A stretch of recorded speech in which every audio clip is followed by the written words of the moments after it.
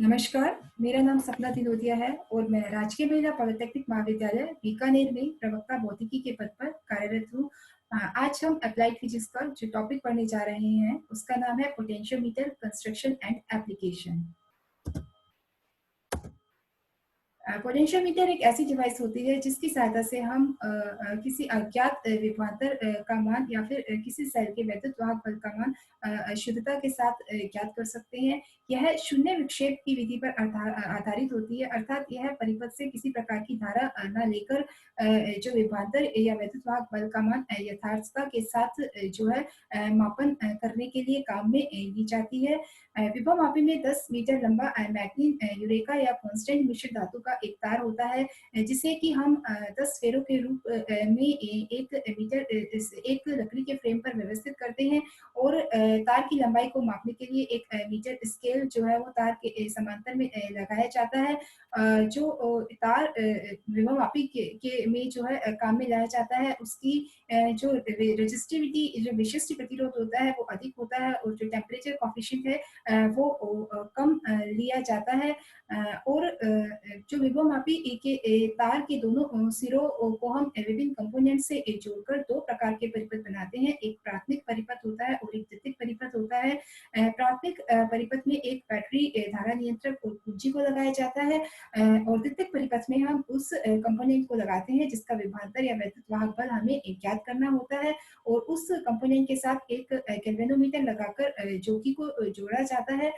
जोकी को विभवमापी के तार के ऊपर खिसकाकर हम गैल्वेनोमीटर की सहायता से शून्य विक्षेप की स्थिति ज्ञात करते हैं। विभवमापी इस सिद्धांत पर आधारित होता है कि शून्य विक्षेप की स्थिति में जो तार की लंबाई होती है उस लंबाई पर जो विभव का पतन होता है वो उस जो कंपोनेंट है जो कि सेकेंडरी परिपथ में लगाया गया है उस कंपोनेंट्स के सिरों पर उत्पन्न विभवांतर या वैद्युत वाहक बल के इक्वल होता है। अगर विभवमापी में तार की संतुलित लंबाई x है और उस लंबाई पर विभव पतन E है तो E समानुपाती L होता है और यहाँ पर जो x है यहाँ पे एक स्थिरांक है जिसे कि हम विभव प्रवणता या वोल्टेज ग्रेडियंट कहते हैं। विभव मापी का उपयोग हम दो सेलों के वैद्युत वाहक बलों की तुलना में कर सकते हैं। इसके लिए परिपथ चित्र में दिखाए अनुसार होता है। विभव मापी के तार से हम जो एक प्राथमिक परिपथ बनाते हैं और द्वितीयक परिपथ में हम दो सेल लगा देते हैं जिनका वैद्युत वाहक बलों की हमें तुलना करनी है तथा इन सेलों को हमें त्रिमार्गी कुंजी से जोड़ देते हैं। त्रिमार्गी कुंजी को गैल्वेनोमीटर से जोड़ते हुए एक जोकी से जोड़ते हैं।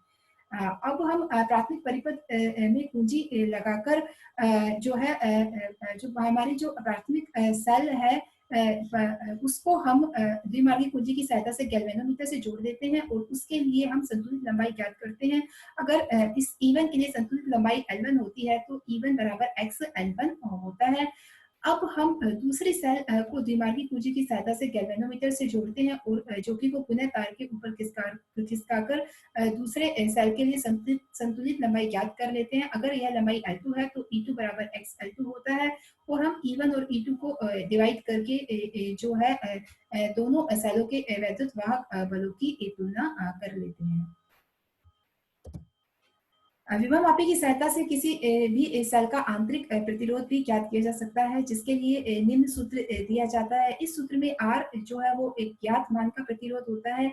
E यहाँ पर सेल का वैद्युत वाहक बल होता है। ये उस परिपथ खुले परिपथ में होता है जबकि सेल से किसी प्रकार की धारा नहीं ली जाती और V यहाँ पर सेल के सिरों पर विभवांतर है जो कि बंद परिपथ में होता है जबकि सेल से हम जो है धारा लेते हैं और इस सूत्र की सहायता से हम अज्ञात प्रतिरोध का मान ज्ञात कर सकते हैं। इसके लिए जो विभव मापी का परिपथ है वो इस निम्न चित्र में दिखाए अनुसार होता है। इस तार को हम जो है बैटरी कुंजी और धारा नियंत्रक से जोड़कर प्राथमिक परिपथ बनाते हैं और द्वितीयक परिपथ में हम वो सेल लगाते हैं जिसका आंतरिक प्रतिरोध हमें ज्ञात करना है और एक अज्ञात रेजिस्टेंस R2 लगाते हैं, उसको एक कुंजी से जोड़ते हैं तथा इस द्वितीयक परिपथ में एक गैल्वेनोमीटर लगाकर जो कि लगा दी जाती है। सबसे पहले हम कुंजी 1 को लगाते हैं और इधर से हम कुंजी K2 को हटा देते हैं। अर्थात जो प्राथमिक परिपथ है उस सर्किट को ऑन रखा जाता है और द्वितीयक परिपथ में जो है R2 को परिपथ से हटाया जाता है ताकि ये जो सेल है वो खुले परिपथ में रहे।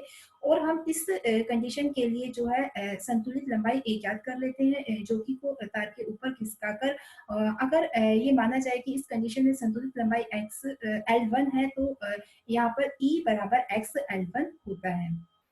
अब हम इस कुंजी K2 को लगा देते हैं और इस परिपथ R2 को रेजिस्टेंस R2 को परिपथ में ले लेते हैं, जिससे जो सेल है वो बंद परिपथ में आ जाता है और इस सेल के सिरों के बीच में जो विभवांतर है उसको हम पुनः संतुलित लंबाई से ज्ञात कर लेते हैं।